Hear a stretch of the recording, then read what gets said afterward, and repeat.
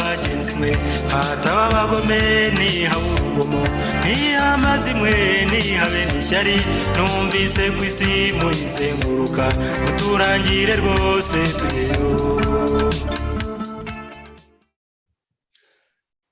Ambassadeur Jean-Marie Ndagijimana, je suis très heureux encore une fois d'être avec vous ce soir. Bonsoir chez vous, vous allez bien? Je vais bien, sauf que j'avais des petits problèmes de technologie. Je ne sais pas ce qui s'était passé, mais c'était à mon niveau parce que j'ai dû tout redémarrer. Merci de me recevoir encore une fois. Je le disais, je suis très heureux ce soir pour être encore avec vous. Ça me permet encore une fois d'exercer mon français.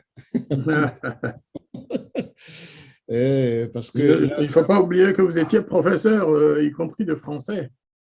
Oui, mais il faut beaucoup d'exercices. Et là où je vis, j'ai très peu d'occasion d'exercer mon français. Alors, avec le temps, l'habitude du français s'opère. Et je dois encore une fois chercher les mots. Voilà, donc c'est l'occasion. Je vous présente mes meilleurs vœux pour l'année 2022. C'est vrai que à tous nos téléspectateurs, à tous nos auditeurs, pareil. Dans ces émissions. Ouais. À mon nom propre et au nom de mes frères collègues de Radio Rumuri, nous vous souhaitons aussi des meilleurs vœux, de bonne santé, de paix chez vous, de prospérité. C'est le bien le plus cher. Voilà. J'ai préparé donc un thème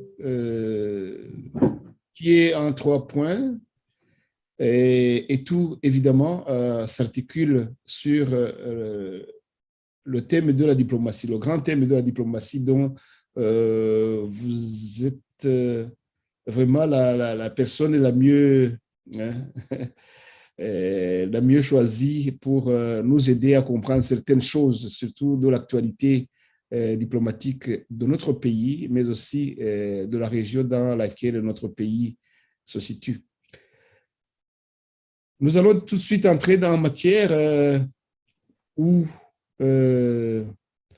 hier, où il y a eu changement. Hier, on ne s'y attendait pas vraiment. Hier, donc lundi, le 10, on a vu une très forte délégation du Burundi qui est allée rendre visite au président Kagame. Ça a surpris tout le monde.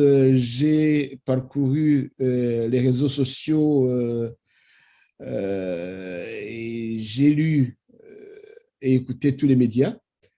Tout le monde était surpris. Donc, parce que depuis 2015, il y avait vraiment un gel de relations. Les relations étaient gelées, les frontières fermées entre le Rwanda et le Burundi.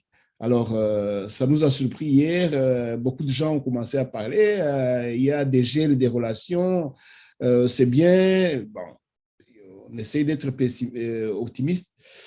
On croit qu'il y a un rapprochement. Hein, il y a eu quelques timides actions, mais une forte délégation comme celle d'hier, vraiment, ce n'était pas attendu. Elle était dirigée par un ministre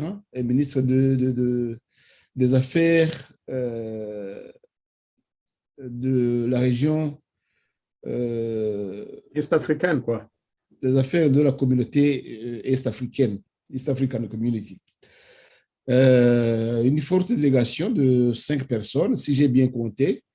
Et on s'est dit, finalement, qu'est-ce qui s'est passé? Il y a eu des changements. Vous allez évidemment nous aider à le comprendre. Surtout que l'année 2021, puisqu'on va se situer par rapport aussi à cela, les relations entre le Rwanda et les pays voisins, disons, n'avaient pas beaucoup évolué. Qu'est-ce qui a changé?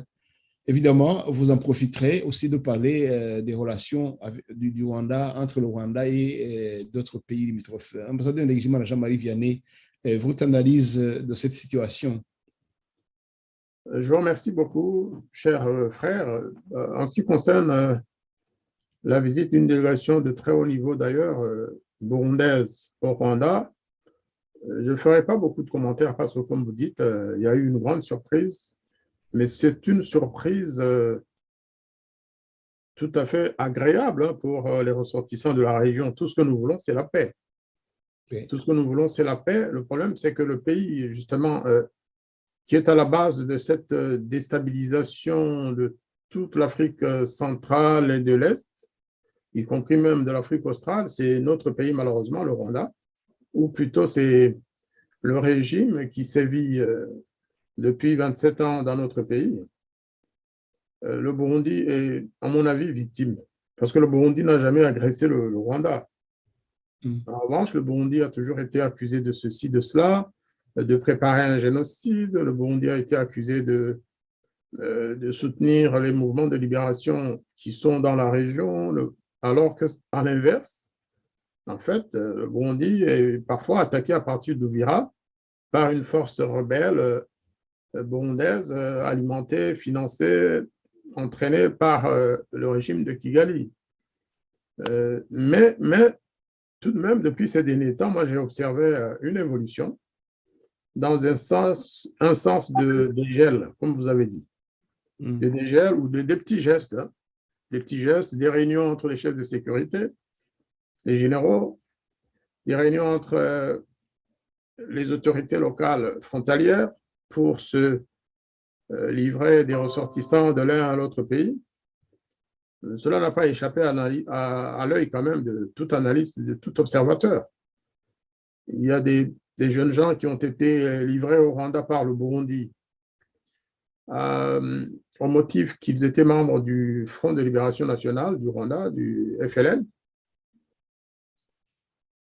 Le Rwanda a aussi livré un certain nombre de ressortissants burundais qui étaient quoi? Qui étaient des...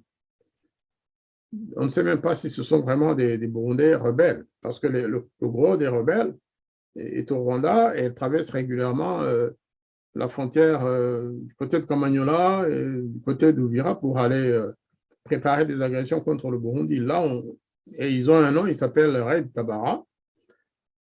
Savoir que le Rwanda entraîne aussi et finance certains groupes rebelles congolais dans cette région, donc en face du Burundi.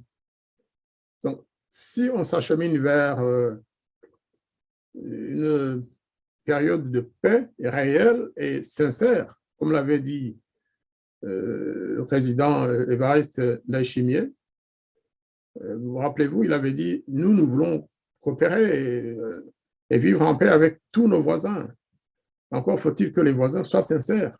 Nous ne voulons pas coopérer et travailler avec un gouvernement qui ment. » Et il avait désigné à l'époque le Rwanda. Alors, si cela se passe bien, que le Rwanda ne ment plus au Burundi, c'est-à-dire que le Rwanda parle en Kinyarwanda et le Burundi parle en Kirundi, vous savez, nous sommes quand même des peuples qui se connaissent. Hein? On se connaît très bien. Lorsqu'il y a un qui ment à l'autre, on le sent. On voit venir le mensonge. Je suppose donc que pour le Burundi, il n'y a plus de mensonge du côté de Kigali et que peut-être le Burundi est en train de jouer un rôle salvateur pour l'ensemble de la région de l'Est. Ce n'est pas parce qu'on va voir un voisin qu'on va mendier la paix ou mendier quoi que ce soit. C'est peut-être aussi pour rassurer, hein, en tout cas, s'agissant du Burundi, que nous, Burundais, nous n'avons rien contre le Rwanda, nous sommes des voisins, de toute façon, qu'on le veuille ou non, mais en disant aussi, faites de même. Faites quelque chose avec le Raid Tabara. N'allons pas nous battre en RDC, parce que c'est un autre... À propos des réseaux de discorde, excusez-moi de vous couper la parole, ambassadeur. Non, je vous en prie. À propos des réseaux de discorde, on l'a bien entendu, le Burundi demandait justement au chef de ces dissidents rebelles, parce qu'ils ont leur siège à Kigali. Ils ont amené leur presse, vraiment, c'est un siège assez bien garni. Et le Burundi réclamait justement que, parce qu'ils ont commis des crimes au Burundi avant de quitter leur pays. Est-ce que le Rwanda a fait des avancées parce qu'il avait dit, le président Kagame avait dit que Niet, c'est pas possible. Le Rwanda aussi disait que le Burundi abritait quelques gens qui veulent du mal au Rwanda, mais bon, c'était difficile à prouver. Et le Burundi a fait des gestes, comme vous l'aviez dit, d'amener quelques soi-disant rebelles qui étaient sur le sol burundais au Rwanda. Donc, est-ce que les exigences du Burundi, c'est ce que les gens se demandent, même si le contenu des discussions de la délégation burundaise avec Kagame n'ont pas été rendus publics, mais ce qui trotte dans la tête des gens, on se dit, mais est-ce qu'il y a changement des exigences de la part des uns et des autres? Est-ce que, d'après vous, vous croyez que le Burundi peut bouger d'un poil quant à ces exigences, justement? Moi, je pense que d'abord, la situation n'est pas tout à fait égale parce que Red Tabara, c'est une véritable armée qui a été transplantée du Rwanda vers Uvira, Minembwe, toute la zone du sud Kivu. C'est une véritable armée. Ils ont des armes très sophistiquées, des armes lourdes, au même titre que l'armée burundaise ou l'armée rwandaise. Ce n'est pas des petits rebelles qui se cachent dans une forêt quelque part. De l'autre côté, j'aimerais bien que le gouvernement rwandais admette et dise que le FLN possède des armes qui puissent inquiéter l'armée rwandaise, RDF. Moi, j'aimerais bien qu'un jour, le Rwanda le dise et le reconnaisse. Les Burundais n'ont pas, ils ne cachent pas leurs sentiments. Non, ils disent la vérité par rapport au Red Tabara. Et Red Tabara lui-même ne le cache pas. Et de toute façon, les populations locales, que ce soit les Banyamulenge, que ce soit les Bafulero et les autres populations du Sud qui vous disent, ils sont là. Ils sont là, ils sont entraînés, ils sont financés, ils ont des armes que ne peut pas posséder un mouvement rebelle burundais dans cette zone, surtout quand il vient du Rwanda. Donc, c'est question que les deux pays soient effectivement honnêtes et sincères et que chacun décide de mettre fin aux activités du mouvement rebelle qui menacerait la sécurité de l'autre. Mais moi, je voudrais bien que le gouvernement rwandais dise où sont situés les soldats des FLN. Est-ce que vraiment ils se battent pour que nous aussi on sache, qu'on sache la vérité? Comme le Red Tabara, on le trouve. On sait qui est là. Ils ont une radio au Rwanda. Ils ont des journaux qui paraissent au Rwanda, qui sont distribués. Ils ont des personnalités connues. L'ancien général qui a voulu faire le coup d'État de 2015 et ses acolytes. La dame, soi-disant chargée des questions des droits de l'homme, mais qui en fait était un membre du bureau politique ou du conseil de Red Tabara. Tous ces gens-là, ils sont au Rwanda, ils sont logés par le gouvernement rwandais. Je ne pense pas qu'il y ait des officiers ou des membres de FLN ou d'autres mouvements. Souvent, le Rwanda dit Interahamwe, mais quels Interahamwe? Qui sont ces Interahamwe? Et que font-ils? Où sont-ils entraînés? Est-ce qu'ils existent vraiment comme un mouvement rebelle au Burundi? J'ai essayé de chercher toutes les informations possibles et imaginables. Je n'en ai pas trouvé. En tout cas, pas au Burundi. S'ils sont dans la forêt de Nyungwe, comme le FLN le dit lui-même, ça, c'est une question rwandaise. C'est une question rwandaise. Mais ils n'attaquent jamais le Rwanda à partir du sol burundais. Donc là, une fois encore, sans prendre parti pour qui que ce soit, il s'agit maintenant des deux gouvernements de poser les bagages et de se dire on met fin à cette tension, mais pas que entre le Burundi et le Rwanda. Parce que si le Rwanda passe par le Congo pour essayer de contourner le Burundi, c'est facile de dire nous ne sommes pas là, alors que c'est une armée tout à fait visible en RDC. Et la République démocratique du Congo elle-même le sait, elle le dit. Elle a une présence de Red Tabara dans la zone d'Uvira, dans toute la zone d'Uvira, à Minembwe, dans les hautes montagnes, sur les hauts plateaux, ils sont là. Les Banyamulenge eux-mêmes, dont on croyait au départ qu'ils étaient les alliés de Red Tabara, ils disent non, c'est l'arme absolue de Kagame pour poursuivre le génocide contre nous, contre le peuple Banyamulenge, contre les Banyamulenge qui ne veulent pas se battre du côté de Kagame. C'est les populations locales qui le disent. Les Bafulero disent la même chose. Les Babemba disent la même chose. Et toutes les populations du Sud Kivu. Au moins là, il n'y a pas de doute, il n'y a pas de discussion possible. Ils sont là et ils traversent à partir du Rwanda. Donc, espérons qu'on s'oriente vers la paix à la frontière des deux pays, parce que c'est dans l'intérêt de tous. Mais espérons surtout que le Rwanda arrête de poursuivre cette guerre absurde contre ses voisins. En parlant du Burundi, d'ailleurs, on peut, puisqu'il est question de l'East African Community, on peut parler directement de l'Ouganda. Vous savez qu'à Kampala, les journaux gouvernementaux ou autres écrivent, en tout cas c'est des journaux qui sont considérés généralement comme neutres et je dirais pas gouvernementaux, c'est pas comme le journal Igihe par exemple. Ils disent que le Rwanda est en train d'infiltrer des militaires pour aller provoquer la violence du côté de Rutshuru et de Beni ailleurs, en fait pour saboter l'alliance ougando-congolaise entre les deux armées UPDF et l'armée congolaise.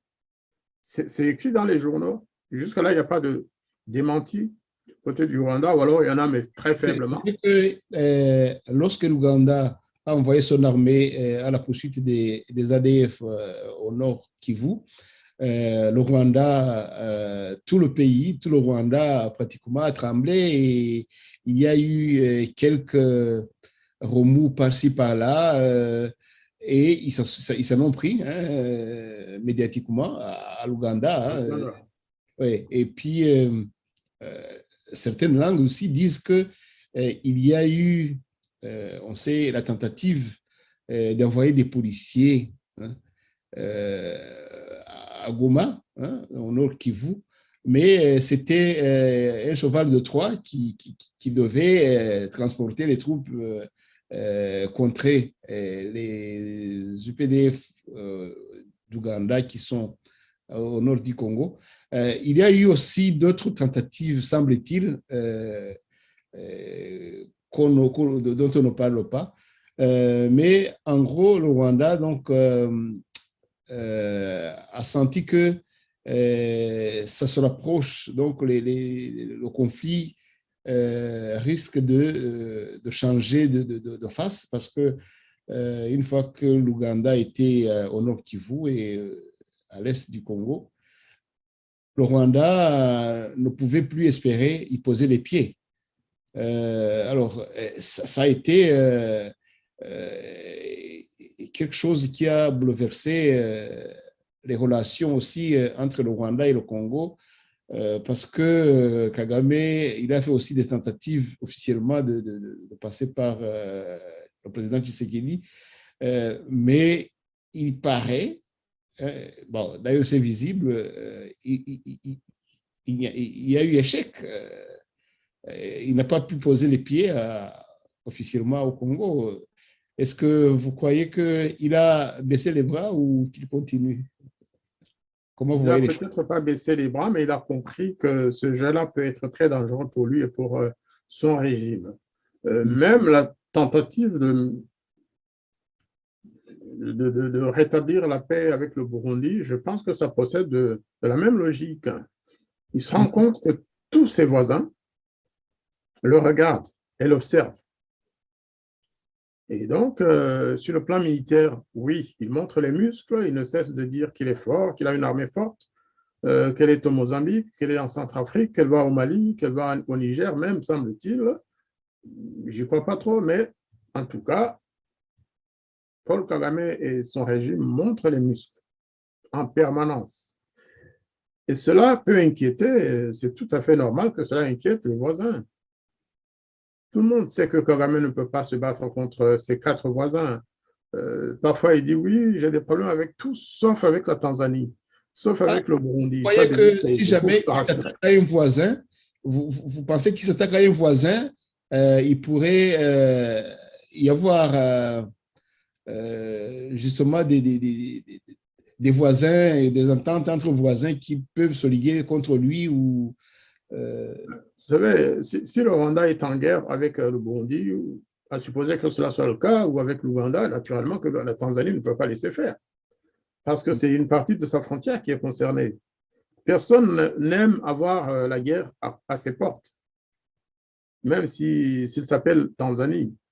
Tout le monde doit avoir des voisins pacifiés, des voisins amis, plutôt que des amis agressifs en permanence. Or, le Rwanda, justement, se trouve dans cette configuration. Vous savez, les Tanzaniens n'ont jamais oublié quand même la menace portée contre Kikwete. Il ne faut pas croire que les Tanzaniens soient des... Non, ils n'ont pas une mémoire courte. Ils savent ce que le président Kagame a dit. Il l'a dit en connaissance de cause. Il n'était pas fou ce jour-là. Parfois, il donne l'impression de ne pas se maîtriser, mais ce jour-là, il était sain, tout à fait sain, au cours d'une réunion publique devant les autorités de notre pays, où il a dit « je vais le frapper » et il ne saura jamais où ni quand il va être frappé. Les Tanzaniens n'oublient pas, parce qu'il y a eu d'autres assassinats en Tanzanie. Même si la Tanzanie a laissé passer, mais il y a un député qui a été assassiné à la veille d'élections présidentielles parce que tout simplement, il avait soulevé la question de la subversion rwandaise en Tanzanie. Parce qu'il avait même parlé d'empire, quelque chose comme ça. Eh bien, il a été assassiné dans la semaine qui a suivi. Et les Tanzaniens savent qui l'a fait. Les Tanzaniens savent qui a assassiné ce député. Les Tanzaniens savent qu'il y a toujours des agents de sécurité rwandais qui sont en Tanzanie, qui violent la souveraineté tanzanienne par des enlèvements de citoyens rwandais, de réfugiés. Cela se passe assez régulièrement. Donc, qu'il y ait maintenant une tension avec l'Ouganda, là aussi, personne ne souhaite qu'il y ait tension entre des pays voisins et surtout en forme de triangulaire. Parce que si l'Ouganda aide la RDC à neutraliser les ADF, qui sont quand même des terroristes avérés, qui le disent eux-mêmes, c'est des islamistes qui veulent islamiser l'Est et le Nord-Est du Congo. Et si le Rwanda veut contrarier cette opération conjointe, personne n'acceptera cela. C'est un acte de guerre, c'est un acte d'agression contre la souveraineté congolaise. Le président Tshisekedi l'a fait, c'est peut-être une erreur, on le verra, mais en tout cas, il l'a fait en tant que président de la RDC. Maintenant, si Kagame veut contrarier ce projet de construction de routes et de neutralisation des ADF, ça ne sera jamais considéré comme un acte amical. Donc, encore une fois, c'est notre pays, malheureusement, c'est le régime rwandais qui est à la base de toutes ces actions, des actions qui énervent tout à fait logiquement les gouvernements des pays voisins, des initiatives qui montrent le peu de cas, le peu de respect que le Rwanda a à l'égard des souverainetés des pays de la région. C'est surtout ça, en fait, c'est cette attitude d'insolence. Moi, j'ai le droit à tout, mais vous, non. Je peux violer votre souveraineté comme je veux. C'est ça le langage de Paul Kagame, en fait. Il y a même certaines langues qui disent, à tort ou à raison, que le Rwanda, donc militairement, serait derrière les ADF, donc, qui sont soutenus par le Rwanda, et que même il y a des preuves que les UPDF, les militaires du Ouganda qui sont allés au Nord Kivu, ils ont capturé pas mal de jeunes Rwandais issus des militaires rwandais, justement, qui étaient parmi les ADF. Donc, ils sont capturés, ce sont des preuves que Kigali soutient ce mouvement rebelle islamiste qui attaque l'Ouganda. Ça aussi, ça doit aggraver les choses, hein, ça c'est sûr.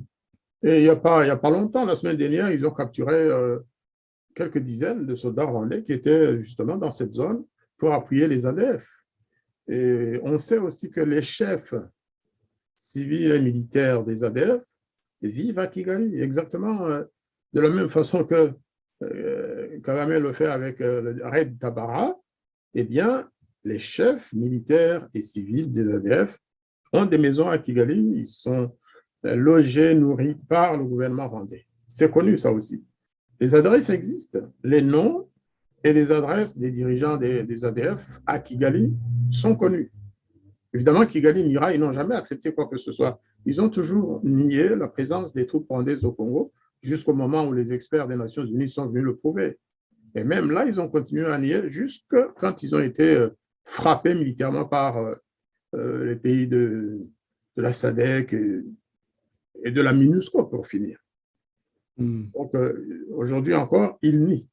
Ils nient, mais ils savent que tout le monde sait que, en tout cas, ceux qui doivent savoir savent que les ADF ont un pied au Rwanda et que l'armée rwandaise soutient les ADF indirectement par financement, par fourniture d'armes, mais aussi par envoi de troupes.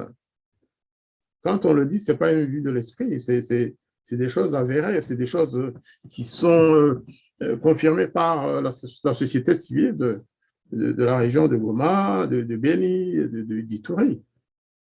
C'est des choses avérées.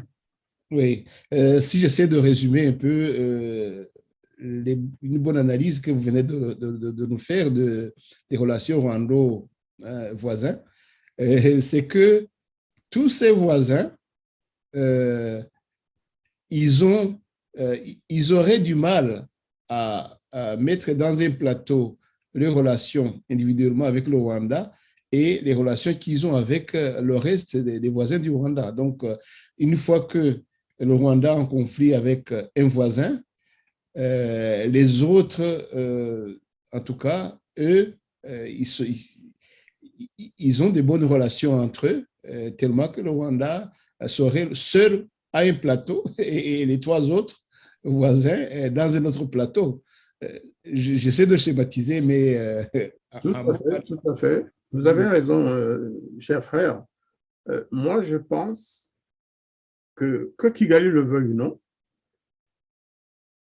le leadership de la région se trouve à Kinshasa. Que nous le voulions ou non, moi, j'ai toujours pensé que le leadership naturel de cette région se trouve à Kinshasa.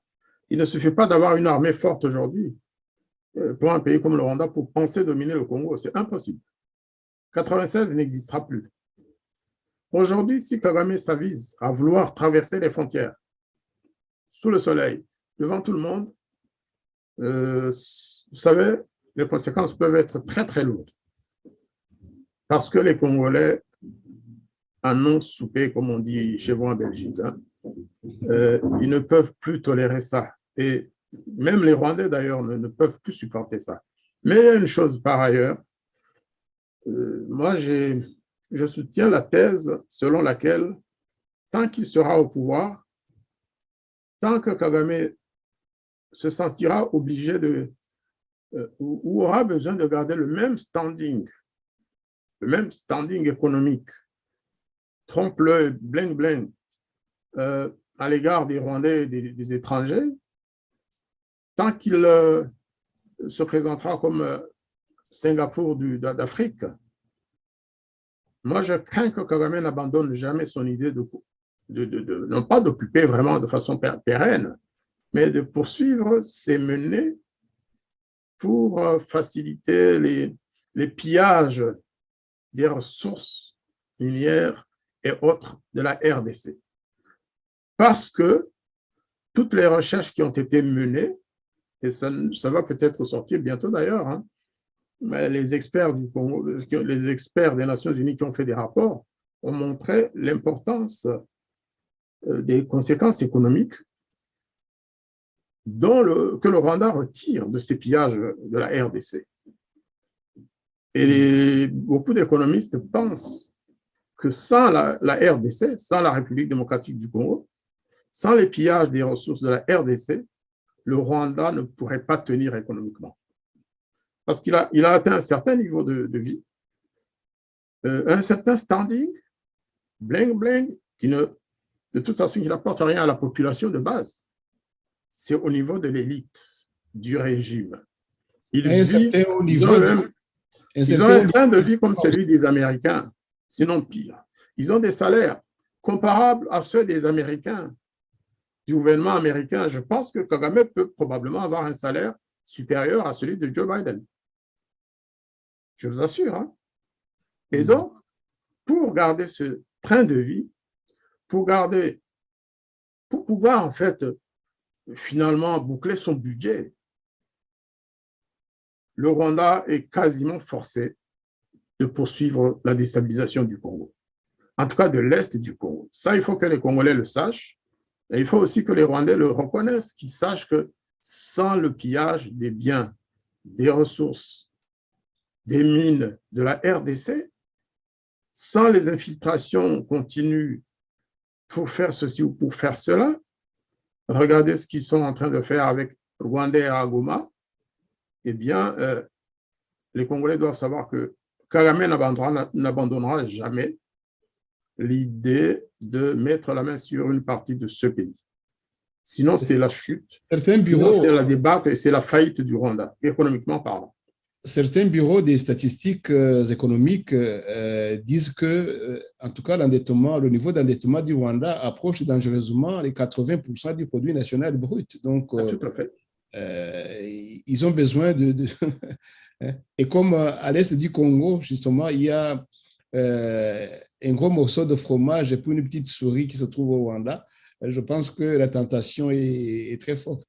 La tentation est très forte. Vous savez, le Burundi aussi a beaucoup c'est un producteur important de beaucoup de ressources maintenant, hein, le Burundi, hein, au même titre que le Congo, même s'il ne l'a pas encore. Vous savez, les Burundais, c'est des Burundais, ils sont modestes, ils sont taiseux, ils ne parlent pas de tout ce qu'ils peuvent faire aujourd'hui. Mais le Rwanda doit se retrouver un peu coincé entre tous ces pays, entre ce qu'il prétend avoir comme coltan, qu'il n'a pas, qu'il pille au Congo, entre tout ce que le Burundi peut avoir d'uranium ou autre, que le Rwanda n'a pas. Je comprends que Kagame veuille prendre un profil moyen, parce qu'à l'allure actuelle, le Rwanda va tomber en faillite. Dès que l'Est du Congo sera stabilisé, dès que la frontière sera sauvegardée, éventuellement par l'alliance entre l'Ouganda et la RDC, malheureusement, nos parents vont souffrir parce que, ils souffriront jamais plus qu'ils ne souffrent aujourd'hui parce qu'eux ne profitent pas de ces pillages. Hein. Mais le Rwanda officiellement. Le peuple congolais, parfois, on n'en parle pas dans ces relations, mais le peuple congolais a un mot à dire au Congo. Hein. On l'a vu dernièrement, les grandes, donc les journées, comment ils appelaient ça Ville morte.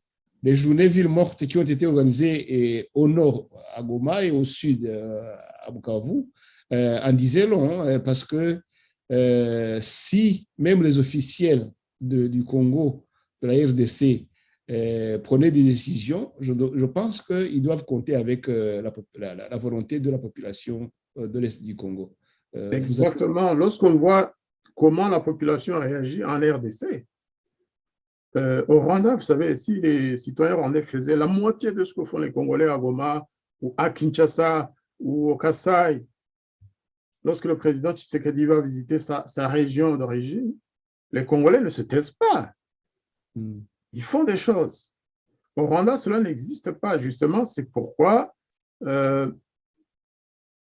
tout cela ne peut pas être analysé sans voir l'aspect droits humains. La société civile rwandaise, elle ne peut pas faire ce que celle congolaise fait.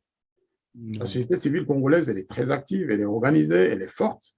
Et en fait, c'est que l'État congolais la respecte. C'est ça aussi la différence. Et je pense que le président Tshisekedi et son gouvernement savent qu'ils ne peuvent rien contre la volonté de la population congolaise.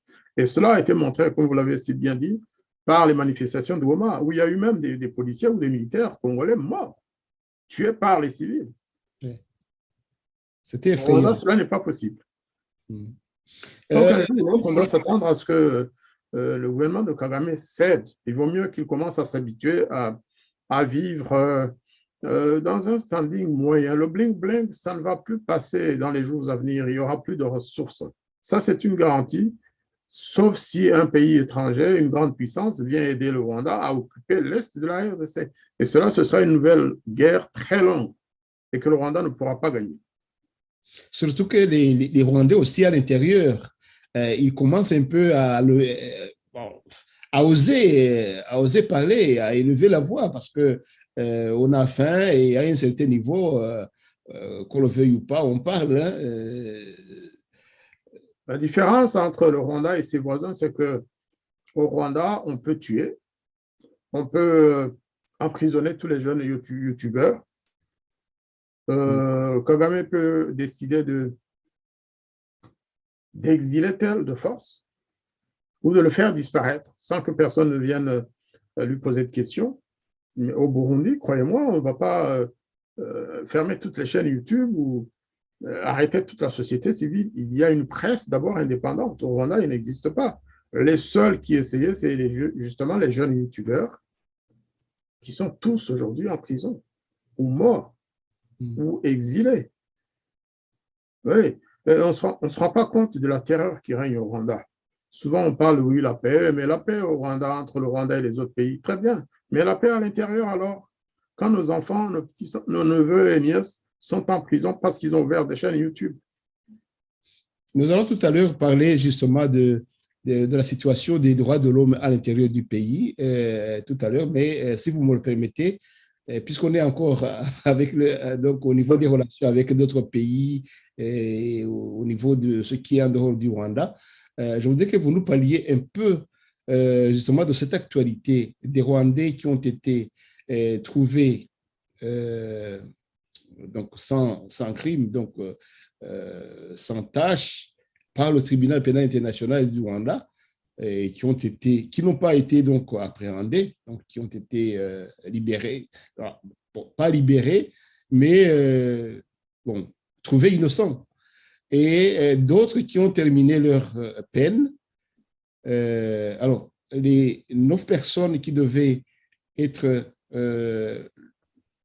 disons, accueillies au Niger, à Niamey, parce que ce pays avait accepté, signé un contrat avec les Nations Unies, comme quoi ils allaient donner à ces 9 personnes le droit de résider de façon permanente au Niger. Et des accords signés officiellement par le ministre des Affaires étrangères du Niger. Bon, évidemment, il y a l'un des 9 qui est resté encore en Tanzanie, mais les 8 qui sont allés au Niger. Il y a eu comme ça un coup on a entendu que le ministre de l'Intérieur du Niger avait donné une ordonnance d'expulser ces 8. Donc après seulement 3 semaines, le Rwanda, évidemment, d'autres personnes disent que le Rwanda était derrière ces décisions, ce changement d'attitude du Niger. Bon, on n'a pas eu de preuves, même si c'est bien. Donc, il y a lieu de craindre donc la présence, la main du Rwanda derrière tout ça. Mais on se dit, quelle sera l'issue? C'est une situation diplomatiquement un peu bancale. Parce que moi, à mon âge, je n'avais jamais entendu un pays changer d'attitude dans moins de 3 semaines. J'ai entendu qu'il y avait aussi des problèmes de compréhension entre les autorités nigériennes. Vous avez certainement toutes ces informations comme moi, comme tout le monde. Qu'est-ce que vous croyez que ça va advenir à ces Rwandais d'abord? Croyez-vous que les Nations Unies vont continuer vraiment à les soutenir et jusqu'au bout? C'est une situation difficile à comprendre pour nous, les non-diplomates, si je peux dire. Bien, je vais vous dire que ce qui se passe n'a rien de diplomatique, en fait. C'est l'expression d'une politique de terreur qui ne respecte pas les lois internationales, qui ne respectent pas la souveraineté des autres pays. Je parle de la diplomatie rwandaise, hein, qui se comporte comme un enfant gâté. Parce que le Rwanda de Kagame a toujours obtenu ce qu'il demandait. Depuis l'accession du président Kagame du FPR au pouvoir au Rwanda, eh bien, ils ont obtenu tout ce qu'ils ont demandé aux Nations Unies, aux grandes puissances. Ils ont obtenu la licence de tuer, c'est-à-dire le blanc-seing pour tuer qui ils veulent. Ils ont obtenu le droit d'aller kidnapper les Rwandais en Ouganda, sauf que ça a changé depuis quelques années. Le président Museveni a dit stop, mais avant, il laissait faire. Ils ont le droit d'aller kidnapper les Rwandais ou les assassiner à Nairobi. On a connu plusieurs cas, dont le plus connu est l'ancien ministre de l'Intérieur, Seth Sendashonga, dont Kagame a justifié l'assassinat en disant qu'il avait passé la ligne rouge et que donc le Rwanda avait le droit d'aller l'assassiner dans les rues de Nairobi. Ils ont obtenu le droit d'aller assassiner Patrick Karegeya en Afrique du Sud. Les assassins courent des jours heureux à Kigali. Ils sont connus, tout le monde les voit tous les jours, alors qu'ils sont sous mandat international. Et donc aujourd'hui, il est normal que, après s'être opposé d'abord à donner la liberté à ces gens, parce que le Rwanda s'est opposé à plusieurs reprises. D'abord à l'acquittement, croyez-moi, cela c'est du jamais vu. Qu'un gouvernement aille s'interposer dans l'action des juges. Cela s'est passé à Arusha. Le Rwanda a envoyé des délégués pour aller demander aux juges de ne pas acquitter. Sauf que la chance a été que certains juges étaient indépendants. Et lorsqu'ils ont été acquittés, le Rwanda a demandé leur tête, qu'on les envoie au Rwanda et pour qu'ils les jugent une deuxième fois. C'est encore une fois contre les lois et les procédures de justice internationale. Mais le Rwanda est habitué à ça. Aujourd'hui, ce que je veux dire, c'est quoi? Le mépris dont je parle, c'est celui que le Rwanda a affiché à l'égard, par exemple, à la fois de l'ONU. C'est l'ONU qui est, comme vous le savez, le patron du mécanisme résiduel du TPIR. C'est l'ONU qui l'a mise en place après avoir fermé les portes du tribunal pour le Rwanda. Mais aussi et surtout du mépris à l'égard des autorités nigériennes. Aujourd'hui, on parle de bonnes relations entre les deux. Non, c'est un mépris inacceptable en d'autres lieux et en d'autres temps. Le Niger a signé un accord en tant qu'État souverain. J'ai entendu des analyses ou des commentaires de personnalités rwandaises, dont notamment un des porte-parole du gouvernement rwandais dire oui, mais il n'avait pas le droit de signer cet accord sans nous demander notre autorisation. Tout de même, le Rwanda, c'est vrai, c'était membre de la communauté internationale comme tous les autres États. Mais lorsque le Rwanda va signer des accords avec qui il veut, il ne va pas demander l'autorisation du Niger, même s'il y a un Nigérien concerné. Lorsque le Rwanda reçoit des terroristes de renom qui ont terminé leur peine aux États-Unis ou qui, pour des raisons ou d'autres, ont été, expulsés des États-Unis, qu'il les reçoit chez lui, au Rwanda, des terroristes reconnus internationalement, est-ce qu'il va demander l'autorisation du pays d'origine de ce terroriste? Est-ce qu'il va demander, par exemple, le droit de travailler avec des terroristes d'origine mauritanienne ou marocaine ou tunisienne ou du Moyen-Orient? Non, il le fait. Donc, c'est ce que j'observe d'abord. C'est un mépris des autres. La souveraineté des autres, ça ne nous intéresse pas. Ce qui nous intéresse, c'est d'assouvir notre vengeance. Quelqu'un a été jugé. Il est resté en prison pendant des années, une vingtaine d'années presque pour certains. Enfin, il sort de la maison où ils étaient consignés, ils étaient 9. Et il y en a un qui est resté, vous l'avez dit, c'est M. Jérôme Michamubaka, parce que pour des raisons médicales, il ne pouvait pas quitter la Tanzanie ou le Kenya. On a dit qu'il était peut-être malade au Kenya. Et c'est son droit, c'est une personne humaine. S'il est malade, il doit se faire soigner. Les 8 autres qui sont à Niamey, pourquoi Kigali voudrait-il que le Niger les envoie à Kigali contre leur volonté, parce qu'ils n'ont jamais demandé eux. Vous savez, ce qui a étonné beaucoup de gens, c'est justement cette pitié, cette compassion du Rwanda pour ces gens-là, Oui. maintenant, juste maintenant, alors qu'ils ont passé certains 8 ans en stand-by en Tanzanie. À ce moment-là, les 8 années, le Rwanda, on les aurait mis à profit pour demander que ces gens ils viennent au Rwanda. Ils n'ont rien fait. Et maintenant qu'ils trouvent un pays qui va leur donner, disons, un permis de s'installer de façon permanente, c'est là que la compassion vient. Aloïs, vous connaissez le proverbe rwandais qui dit que c'est une fausse compassion à la manière des hyènes. Imsisi. L'hyène, quand elle pleure la mort de ton enfant, tout simplement la souffrance, c'est qu'elle veut le manger. C'est ce qu'on dit en Kinyarwanda. Donc, pour nous, la pitié ou la compassion de Kigali à l'égard de ces Rwandais qui ne veulent pour un sou retourner au Rwanda, eh bien, elle est suspecte.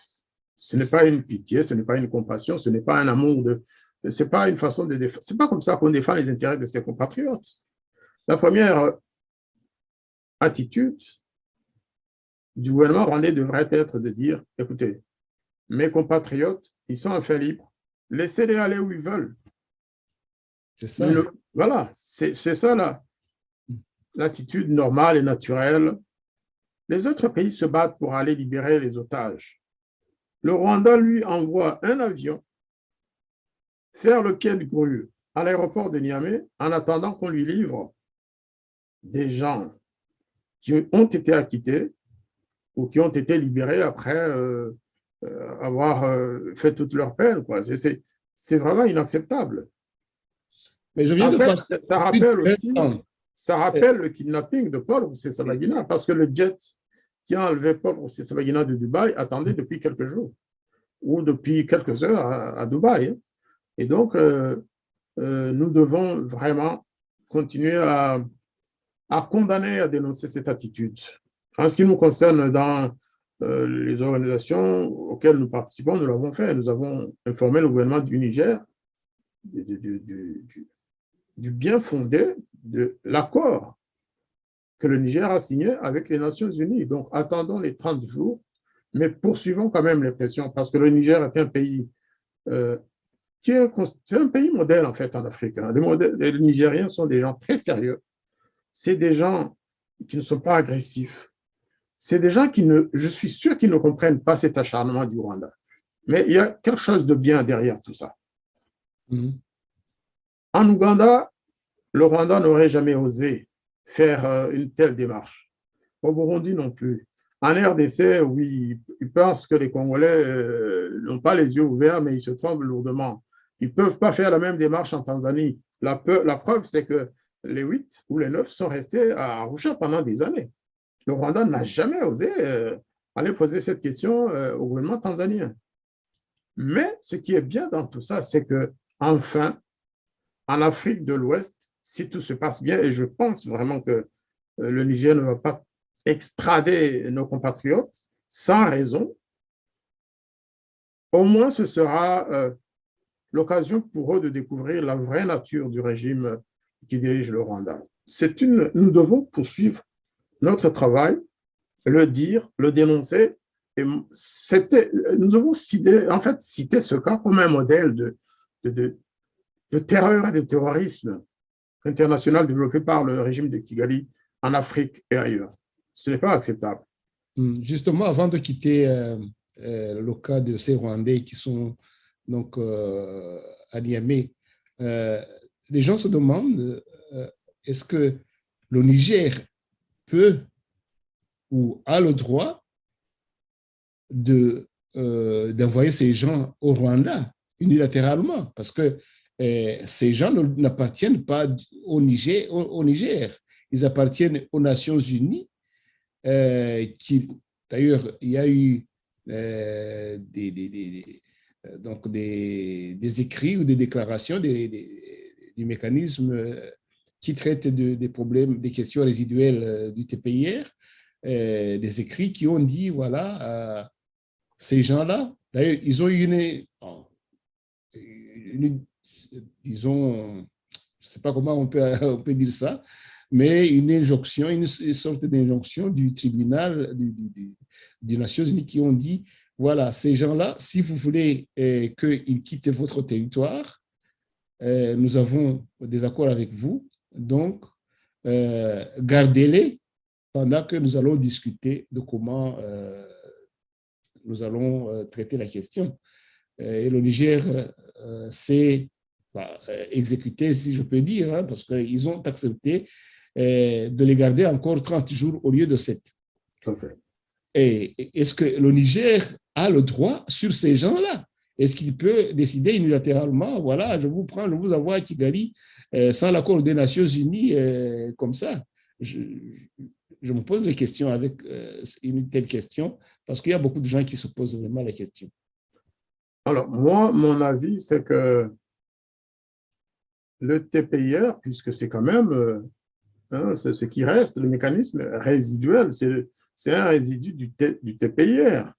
Et le TPIR a aussi des bureaux à La Haye. Au même titre que, parce que là, La Haye, c'est la Yougoslavie, le Rwanda. Et moi, je pense que le mécanisme résiduel ne va pas décider de les rapatrier, de les ramener à Arusha. Ça ferait vraiment désordre. Et même pour la Tanzanie, ce ne serait pas une bonne chose. Parce que la Tanzanie a été avertie en tant que partie intéressée. En fait, il y avait 3 parties. Il y avait les Nations Unies, le mécanisme, hein, il y avait le Niger, et il y avait la Tanzanie, le gouvernement qui accueillait ces gens. Et donc, la Tanzanie a déjà pris les mesures nécessaires administrativement, diplomatiquement, pour transférer nos 9 compatriotes à Niamey. Parce qu'il y a eu un accord dont la Tanzanie a reçu copie pour lui dire, voilà, les autres que vous aviez chez vous, eh bien, ils quittent votre territoire désormais. Ce n'est plus vous qui les gérez en tant que citoyens vivants sur le territoire, même s'ils étaient sous la coupole des Nations Unies. Et donc, moi, j'imagine que l'alternative suivante puisse être envisagée. Si le Niger ne veut pas les garder, what next? Où est-ce qu'on va les envoyer après? Moi, la chose la plus légitime, ce serait par exemple de les amener à La Haye. La Hollande ne veut pas se mêler des affaires internes aux Nations Unies. Sinon, ce serait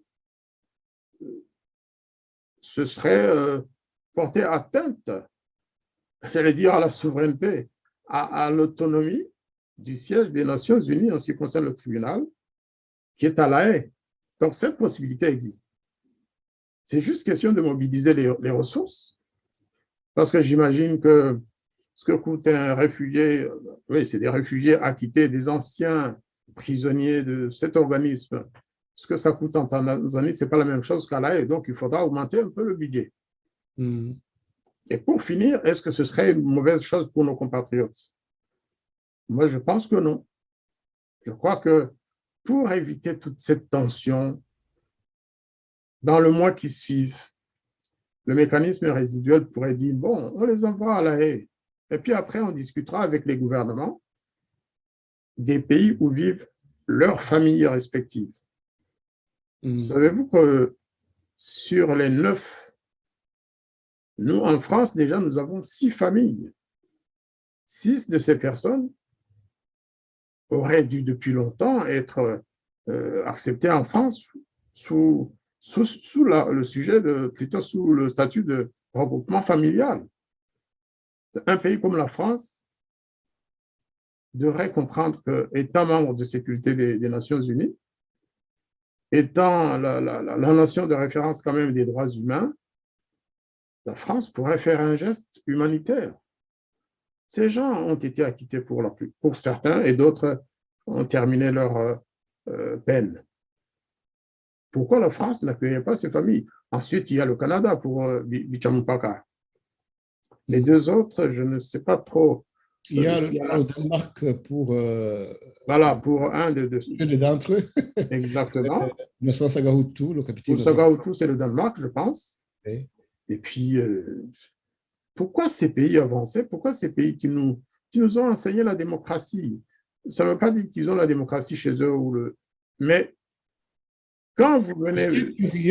Ce qui est curieux dans tout ça, c'est que tous ces pays ont accueilli, donc dans le temps, ils ont accueilli les personnes, les Rwandais qui sont exactement dans la même situation que les 8 ou les 9 exact. Et avant. Alors on se dit, mais pourquoi ces pays font deux poids, deux mesures?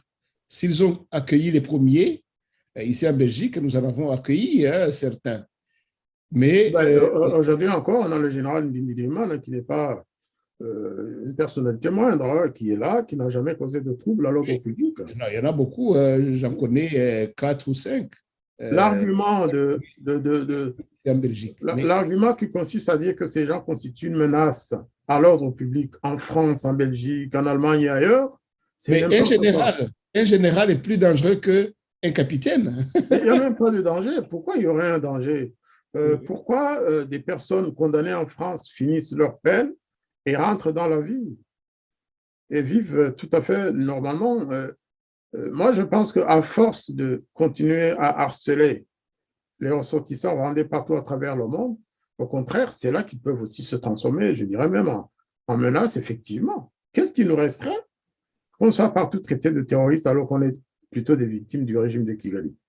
Donc là, vraiment, si nous avions un appel à lancer, ce serait aussi, et d'abord, à l'égard de la France, qui a 6 personnes parmi ces 9 acquittés qui ont leur famille en France. La famille, c'est la nation qui se prévaut d'avoir été à l'origine des droits de l'homme.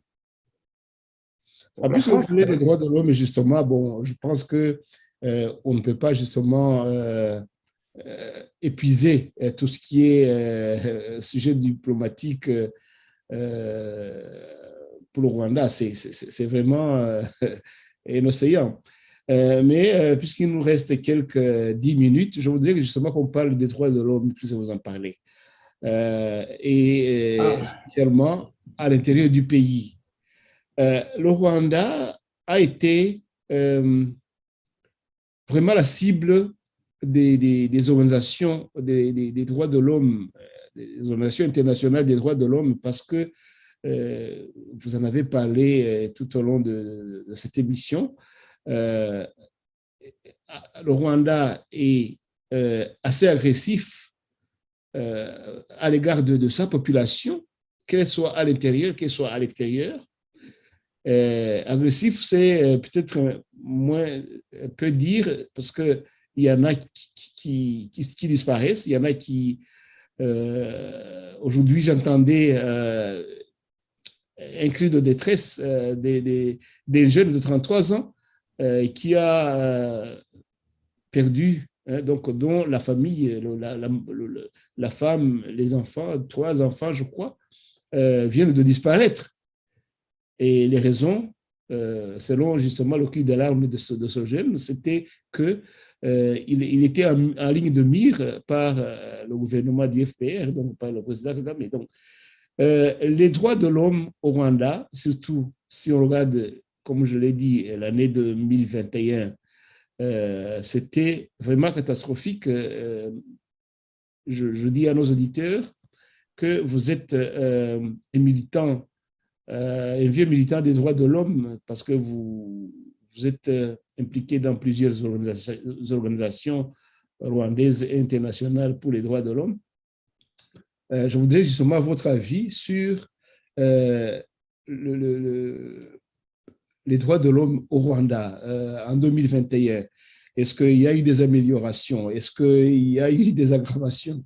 C'est un bilan qui serait vraiment intéressant à analyser venant justement de vous, de quelqu'un comme vous qui avez un regard assez large et assez reculé de la situation. Ambassadeur Negijima Jamali Vianney. Alors moi, je vais vous étonner. Pour moi, le taux de violation des droits de l'homme au Rwanda n'a jamais été aussi élevé. En termes généraux, je peux dire que avant, bien sûr, les droits étaient violés au quotidien, mais aujourd'hui, c'est devenu quelque chose de très banal. Il n'y a qu'à écouter, vous l'avez dit, les témoignages de certains qui ne retrouvent plus leur famille depuis quelques années. Je parlais d'un jeune dont la femme, les enfants ont été enlevés, je pense, et qui ont disparu. Mais j'ai aussi vu le témoignage d'un homme qui a passé plus de 3 ans en prison. Le journaliste lui demande dans quelle prison il était, il dit « je ne sais pas ». Tout ce qu'il peut savoir, le seul témoignage qu'il peut faire, c'est de montrer sa bouche, pour montrer qu'il n'a plus de dents, qu'on lui a arraché sous la torture toutes les dents. Et qu'aujourd'hui, on lui demande de ne pas se présenter pour la vaccination. Donc, il est dans une sorte de cercle vicieux. On lui dit, vous ne pouvez pas sortir de chez vous. Mais le lendemain, on l'appelle pour aller se faire vacciner. Et quand il tente de sortir pour aller se faire vacciner, on lui dit, on va vous arrêter parce que vous n'avez pas le droit de sortir. Et le pauvre, il est dans une situation kafkaïenne jamais vue. Entre-temps, il a perdu ses 4 dents. Entre-temps, il risque d'être arrêté de nouveau. Mais vous avez aussi suivi le procès de Tchouma Hassan hier à Kigali, au tribunal, je pense, de grande instance. Eh bien, il a aussi fait un témoignage, même si les gens n'avaient pas le droit d'enregistrer ou de filmer dans la salle d'audience, mais ils ont écouté ce qu'il a dit. Tchouma Hassan raconte que depuis qu'il est en prison, eh bien, il a le droit de voir le soleil, en Kinyarwanda, ça veut tout dire, pendant 1 heure par jour. Le reste du temps, il est dans une cave obscure, enchaîné, et il a commencé à perdre la vue. C'est un jeune, je pense, entre 30 et 33 ans. C'est un jeune homme. Vraiment, c'est inacceptable. Tchouma Hassan, il est victime de quoi pour ceux qui ne connaissent pas? Ça, c'est un exemple parmi d'autres, parce qu'on ne peut pas résumer dans une émission de 10 minutes ou de 5 minutes, on ne peut pas résumer la situation des droits de l'homme au Rwanda. Moi, je proposerais tout simplement qu'on prépare une émission spéciale. Je peux vous aider. On prépare une émission spéciale à l'OIC. Je propose que le mardi prochain, on fasse une émission spéciale sur les violations des droits de l'homme au Rwanda avec plusieurs leaders de la société civile. Je citerai là, par exemple, Joseph Matata, je citerai Théobald de Lotier Hunza, si vous ne les avez pas déjà, si vous ne vous êtes pas encore entretenu avec ces 3. Je parle aussi du président de l'EDHR, l'Observatoire des droits de l'homme au Rwanda, Laurent. Très volontiers, je vais les inviter. Je serai avec eux pour, voilà, nous pourrions vraiment aborder cette question de manière globale. Mais alors, même si ça nous prend 3 heures pour notre public francophone, et puis après, on pourrait le refaire en Kinyarwanda un autre jour. Ce serait très important qu'on le fasse de manière globale et pas parce que le cas de Tchouma mérite une attention particulière parce que d'abord, il commençait à être reconnu parce qu'il est victime d'avoir diffusé quoi? Rien contre le gouvernement. Tout simplement a-t-il attiré l'attention du public sur la pauvreté contre laquelle les Rwandais se battent. Il a montré des images de vieilles qui vivaient dans des trous. Il a montré des images de citoyens qui avaient perdu leur maison parce que la femme de Kagame est en train de construire un consortium et qu'elle se cache derrière un certain Bossing et quelque chose comme ça. Il a montré, et il n'a même pas dit ça. C'est nous qui interprétons cela comme ça, mais la vérité est connue. Ce qui gêne le gouvernement rwandais, c'est que Tchouma Hassan a montré les images de ce village détruit par les hommes de Kagame, sans raison aucune et sans indemnisation. Donc là, le cas de Tchouma m'a frappé parce que la Voix de l'Amérique a fait un reportage là-dessus hier. Mais c'est inhumain d'enfermer Tchouma dans un trou. Et nous savons tous que le premier crime de Tchouma Hassan, c'est d'avoir, en février 2019 d'avoir dit que, il n'a pas dit directement, mais il a insinué, il a dit qu'il avait vu le corps de Kizito Mihigo au moment de son enterrement et qu'il avait des boursouflures partout et qu'il avait été violenté. Or, le gouvernement rwandais avait une thèse autre que celle-là, il disait que Kizito Mihigo s'était suicidé. Donc ça, ils ont gardé et ils veulent lui faire payer d'avoir dit ça, d'avoir en fait, d'avoir témoigné, tout simplement. Donc, je propose cette émission. Vous pouvez inviter qui vous voulez. Moi, j'ai proposé les 4 camarades qui sont dans les droits de l'homme vraiment. Mais il y a aussi les jeunes de Jambo et des autres organisations qui pourraient participer à cette émission, que ce soit vraiment élargi et qu'on ne parle que des droits de l'homme ce jour-là. Non, on va constituer un panel de gens qui peuvent apporter quand même quelque chose à la discussion sur les droits de l'homme. Exactement. L'année 2021, les droits de l'homme en général au Rwanda. Mais quand même, avant de conclure notre émission, en quelques phrases, 2021 a été, vous l'avez dit, catastrophique. D'ailleurs, c'est pourquoi vous proposez qu'il y ait une émission uniquement sur ça. Mais le Rwanda, donc, on se souvient que le 25 janvier en 2021, justement, il y avait eu ce qu'on appelle aux Nations Unies l'examen périodique universel à Genève, où vraiment il y avait eu une avalanche de pays qui ont accablé le Rwanda de violation des droits de l'homme. Vous croyez que le prochain, dans 3 ans, je pense que ça se passe dans 3 ans, chaque 3 ans, vous croyez que si jamais il y avait eu examen périodique universel aujourd'hui, après, une année après, ça serait plus grave encore que ce qu'ils ont condamné à ce moment-là? Malheureusement, oui, je pense, parce que lorsqu'on est allé aussi loin, on ne s'arrête plus. On le disait déjà à l'époque d'Idi Amin, on disait Idi Amin a commencé à tuer, il tue, il tuera demain. Parce que lorsque vous êtes au niveau de terreur que les Rwandais connaissent sous le régime de Paul Kagame, vous avez un régime qui commence à avoir peur de tout le monde. C'est-à-dire que Tchouma est en prison, le père de Tchouma qui vient lui rendre visite, il va en prison. Demain, si sa maman vient, elle va aller en prison. Le Théoneste, le patron du journal, c'est quoi? C'est Mouavou. Voyez-vous, qu'est-ce qu'il a fait? Quel crime a-t-il commis? Il a été condamné, il a été mis en prison pour avoir voulu organiser une réunion avec des camarades pour parler des droits de l'homme, justement, de Ingabire Ledel. Ce n'est pas lui qui organisait. Lui, il était journaliste. Il allait passer en direct une émission. Voilà. Sur sa chaîne YouTube. Hein. Et donc là, il est considéré comme un complice. Il ne l'a même pas fait. Il ne l'a même pas fait. Il ne l'a pas fait. Il est condamné pour avoir imaginé, pour avoir accepté de passer une émission en direct. Et il est en prison depuis plusieurs mois. Vous savez, quand vous êtes là, vous ne pouvez plus reculer. C'est un régime qui ne peut plus reculer. Mais puisque vous parlez des rapports des commissions de Genève, eux, ils ont fait leur travail. Vous savez comment fonctionnent les Nations Unies et ces institutions. Ils font des rapports. Après tout, quel rapport, à ce jour, peut se targuer d'avoir approché le rapport mapping? Le rapport mapping, c'est un dossier très, très lourd.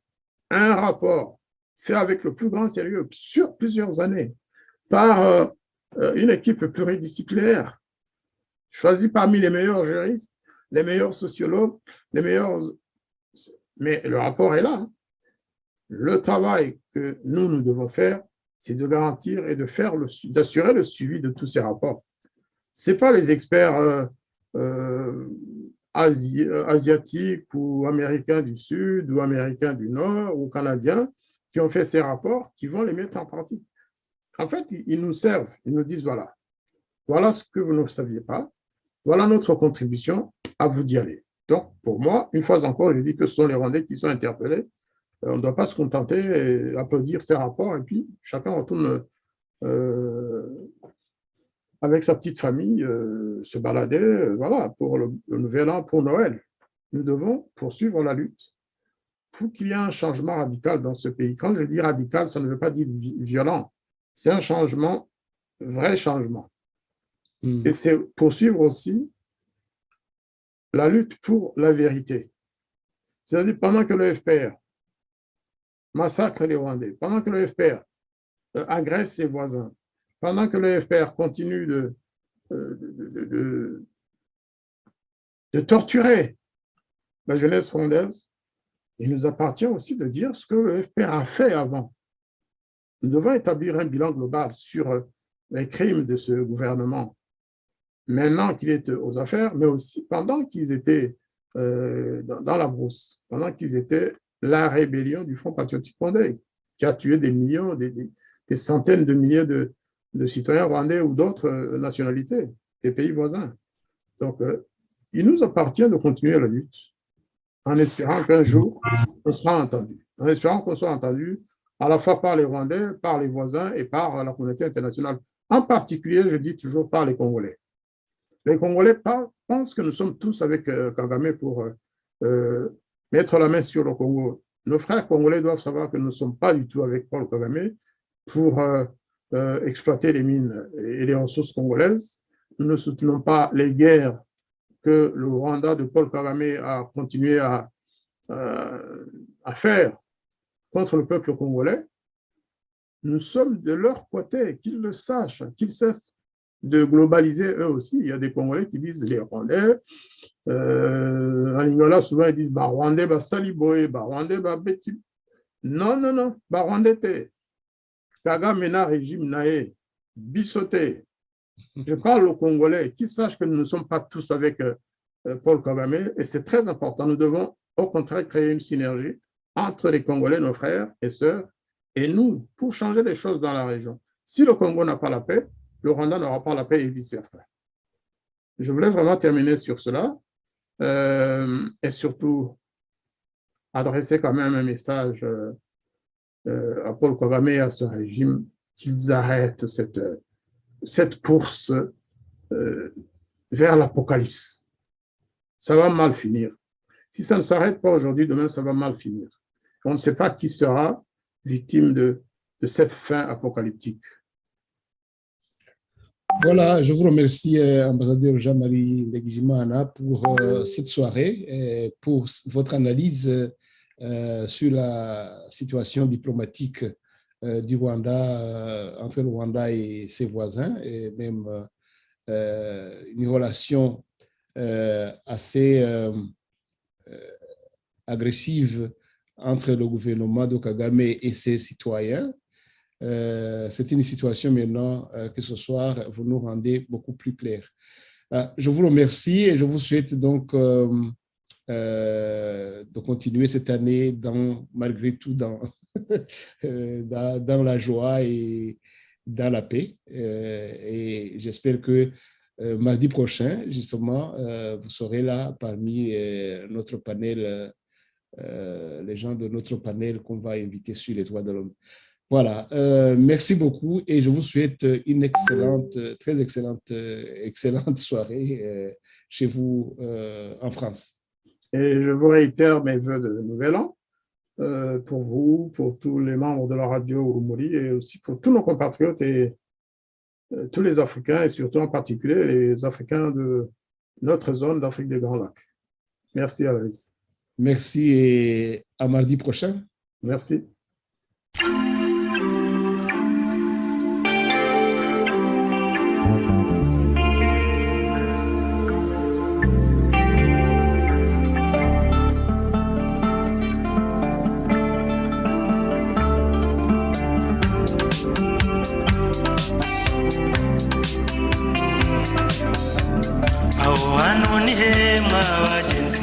hataba abagome ni haba urugomo ntiyamaze amazimwe ntihabe n'ishyari numvise ku isi muyizenguruka uturangire rwose tugere